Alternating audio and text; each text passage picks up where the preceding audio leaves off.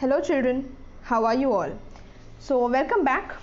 Today we are going to learn a new chapter, which is chapter number 2 in your English literature. The chapter's name is Magic in the Park. Well, here the chapter has one poem, one short poem and one story. Basically this poem is given so that you understand the story well. So let's move on and start explaining the chapter. So let's start reading the poetry. So the poem, the name of the poem is The Little Seed, written by Rowan Mendrick. So let's move on to read the poetry. See, a little seed poked out her head from the earth and peeked about. She left her cozy little bed to grow into a small green sprout. She fed on rain and sweet sunlight. Her stem grew broad and very high. Her flowers blossomed pink and bright. She stretched up tall to touch the sky. Alright, so this is the poetry, and then after this we also have a sweet little story, if you can see. Alright, so just so that you have a little idea about seeds and the plants, how they grow, this poetry is given. So let's start the explanation with we'll start with the poetry and then we'll move to the story. So let's not waste any more time and let's continue with the explanation. The little seed. A little seed poked out her head from the earth and peeked about. She left her cozy little bed to grow into a small green sprout.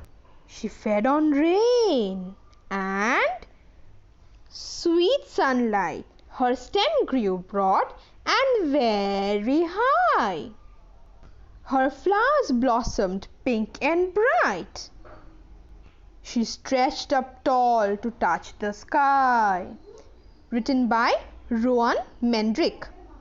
Now explanation time. Let's start. So children, here in the poem we can see that a little seed is poking out her head from the seed. We can see some little green plants, leaves, very little, and she left her cozy little bed, means she left bed which is from the earth, the mud. Alright, and what happened next? She grew into a small and green sprout. Sprout means a small plant. Alright, she fed on rain. What does it mean? It means that she gets the water from the rainfall. Alright, and sweet sunlight. See, the sun is smiling so nicely, and what happens when the sun smiles and the rain falls? The tree grows broad and high. Then the flowers blossomed pink and bright. See, nice bright and pink colored flowers. She stretched up tall to touch the sky, which means the trees become so long, so tall that they are almost touching the sky. So this was a very short poem based on how a seed grows into the plant. Now you've understood this part, I guess. So now we'll be moving to the next page, which is the story. In the next page we have a short story based on this chapter, Magic in the Park. Let's start with that. Lisa loves flowers. She loves red flowers. She loves yellow flowers. She loves blue and pink flowers. She also loves orange and purple flowers. Lisa walks to the park near her house. Look at the picture. What does the signboard in the park say? It says, "Do not pluck flowers." However, Lisa loves to pluck flowers. She puts them in a vase in her room. She plucks flowers whenever she sees them. One day, Lisa goes to the park with a basket. She is going to pluck some flowers. She stops. Shh! Oh, look at the flowers in the park. What happened? What has happened suddenly? A fairy is touching all the flowers. All the flowers have turned brown. The trees and leaves have turned brown as well. Oh dear, the whole park is brown. Lisa is very sad and feels scared. She does not know what has happened. She starts crying.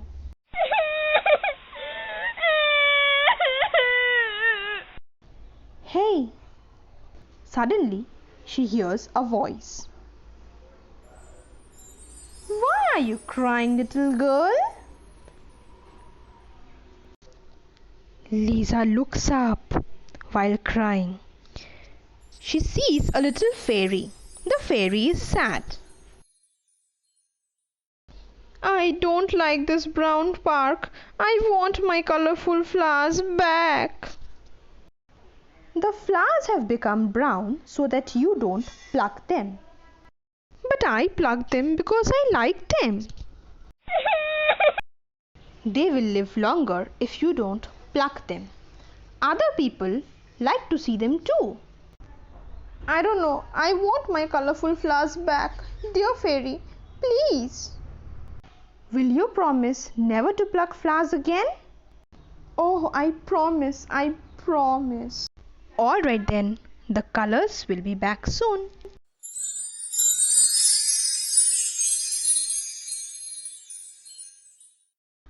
Next morning. Lisa, wake up, dear. It's morning. Let's go to the park. There are so many pretty flowers in the park. Lisa still loves flowers, but now she does not pluck them.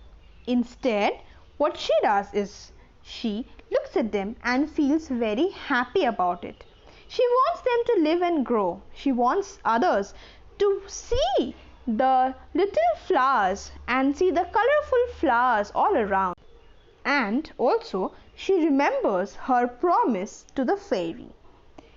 So now, the moral of the story is we should not pluck flowers as they look beautiful until they are touched.